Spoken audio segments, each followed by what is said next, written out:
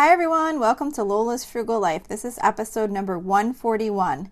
Today we're going to talk about tips for managing your digital photos. So please stick around for a few quick words from our sponsor and we'll get right into the show. Okay, so today I wanted to talk about tips for managing your digital photos. But before we get into this topic, I wanted to share my frugal tip of the week like I always do on my topics that aren't necessarily a frugal topic. So my frugal tip for this week is, if you haven't already, to consider trying out cloth napkins. I have shared this tip before a while back, but I mean, tips are going to have to start repeating. I mean, how many frugal tips can I really have? There's only so many different things I could think of.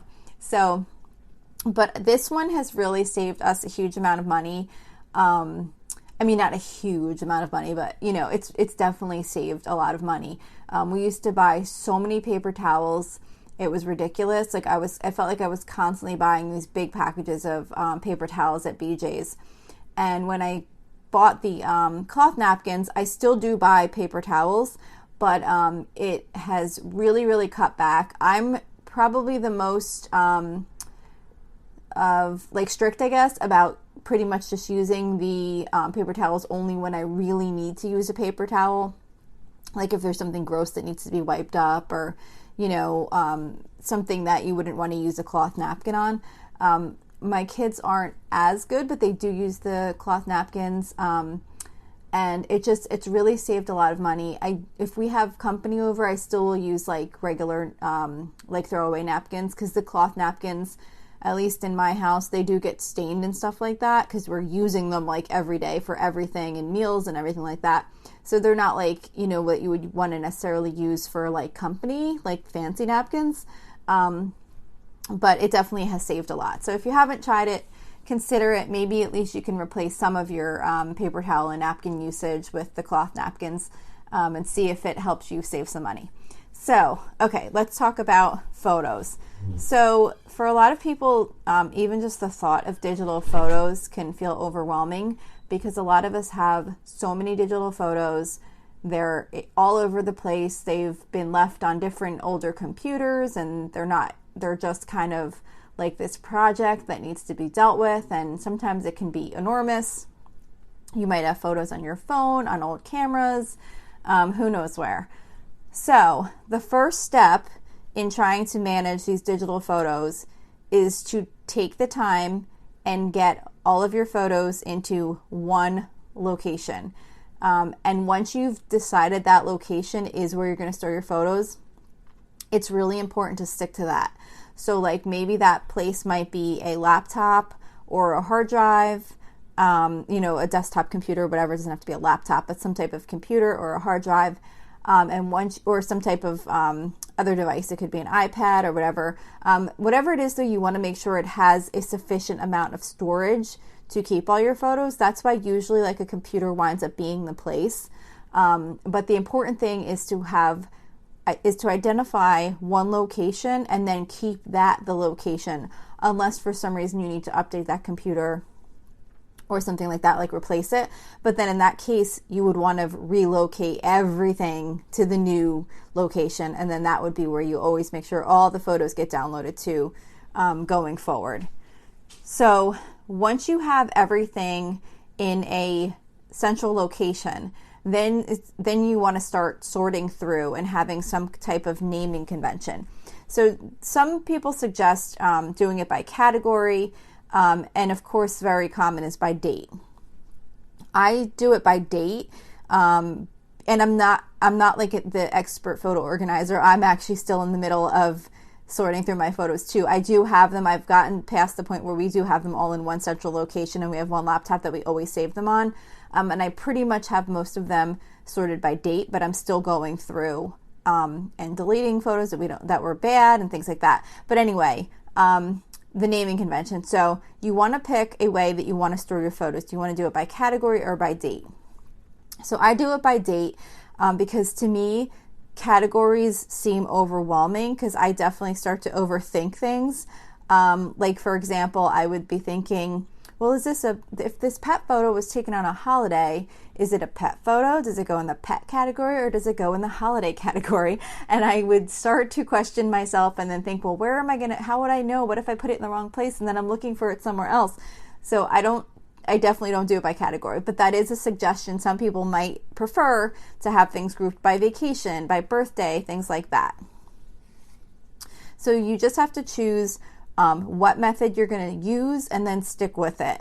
If you do decide to categorize by date, it's best to use the numbers, like numerals, rather than use letters. Like you don't want to spell out like November or December 2020. You would want to put like 2020-12.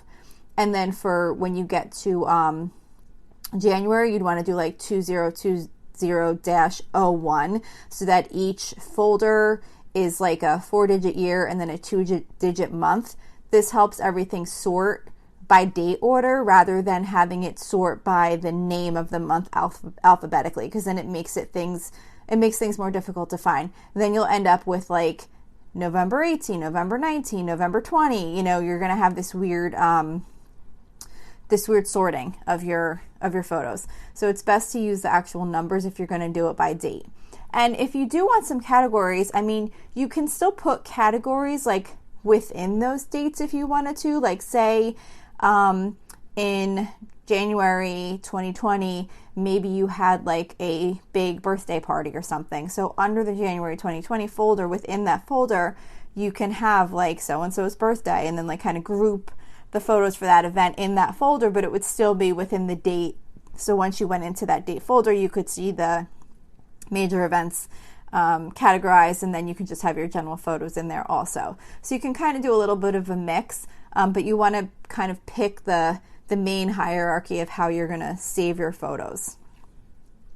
So once you have your folder set up, you just want to decide how the folder set up. You want to make sure how you will name the actual photos themselves.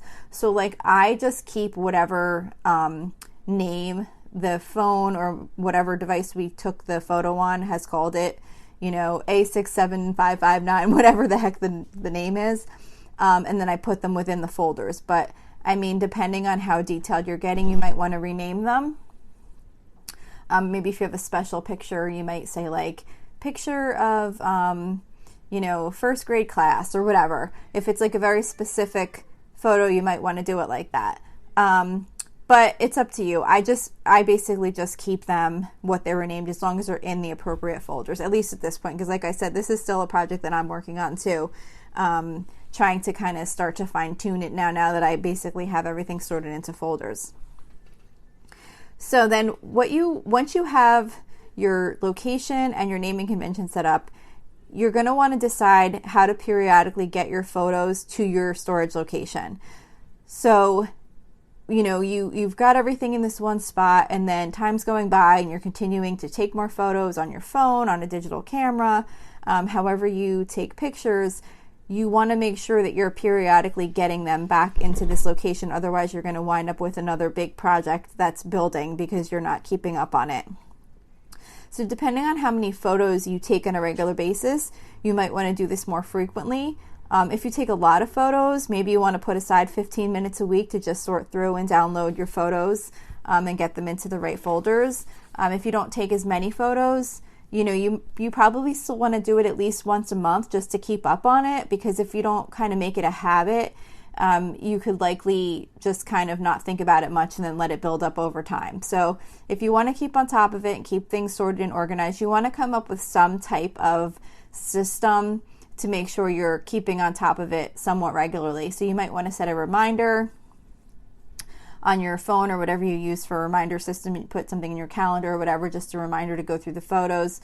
You might want to maybe just do it as like part of when you sit down to relax on like a Friday night or something. Maybe just take a quick look, grab your laptop or wherever you're going to put them and download the photos, just to make sure that you're keeping them up to date and getting rid of getting them off your other devices, like getting them off the phone and just getting them into your wherever you're going to be storing them.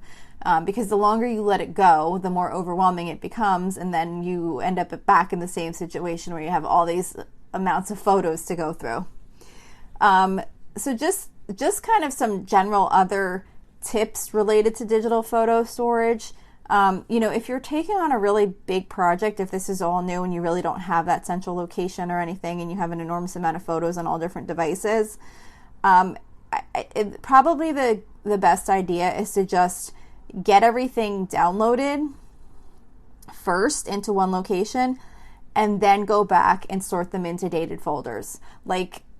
Just dump them into one, iPhone download or whatever, digital camera download, or however you want to put them kind of in bulk folders, and then go back. Because if you start sorting them by date and you have this enormous amount and then you stop because you just don't have time to finish it, then the next time when you go back to start again, you're going to have to figure out, where did you leave off, what folders did you create, where some of the pictures are here, some of the pictures are there. So you don't want to create more of a mess than you already you already have this big project to work on. So you want to keep it easy. So the most important part, if you have an enormous project, is to just get all the photos in one spot, and then from there start pulling them apart and sorting them into the dated folders.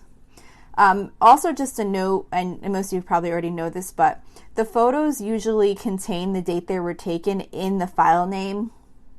No, I'm sorry, not in the file name, but in the file info. So if you go into your photos on the computer and you right click on the photo, within the properties, it will usually have the date the photo was taken. So even though the date might not be in the photo name of the file itself, it's usually in the properties of the photo. So that can help you with sorting things into date category if you don't recall when the pictures were taken.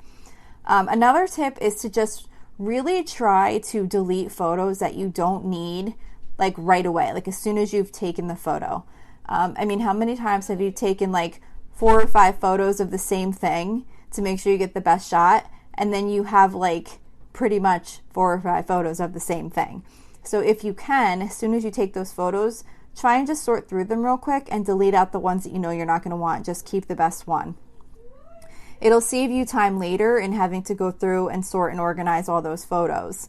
And also remember to delete screenshots that you're just using for a temporary basis. Say if you need to send a screenshot of something to someone to say, hey, look at this, or maybe someone's at the store and you're like, hey, can you get this? And you send a picture.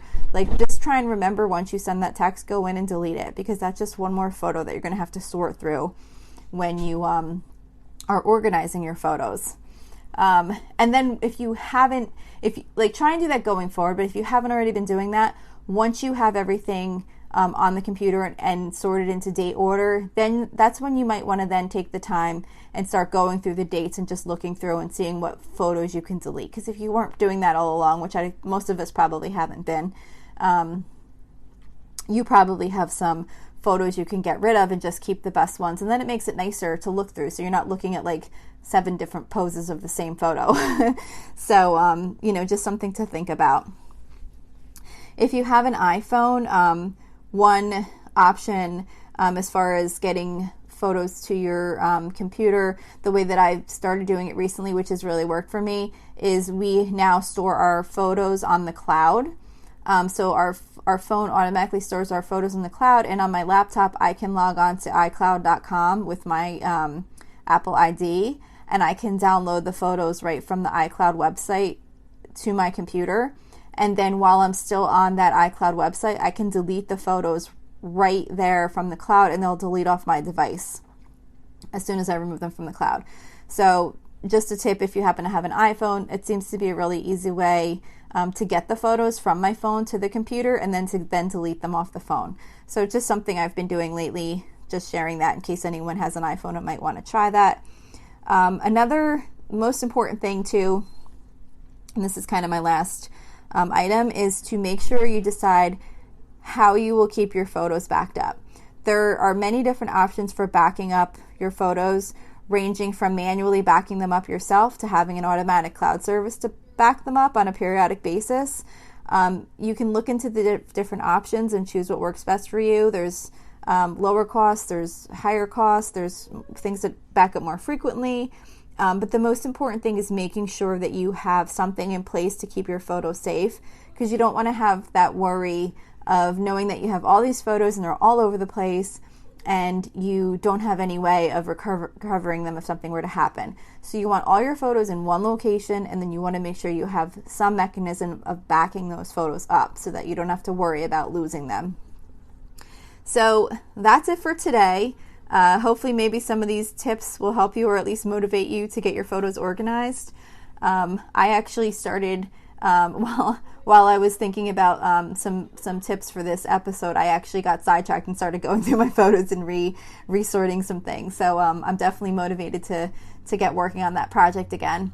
So that's it for today. If you'd like to reach out to me, you can reach me at facebook.com/LolaSFrugalLife. You can also join our private listeners group, which is at facebook.com/groups/LolaSFrugalLife. I check it every day, so I will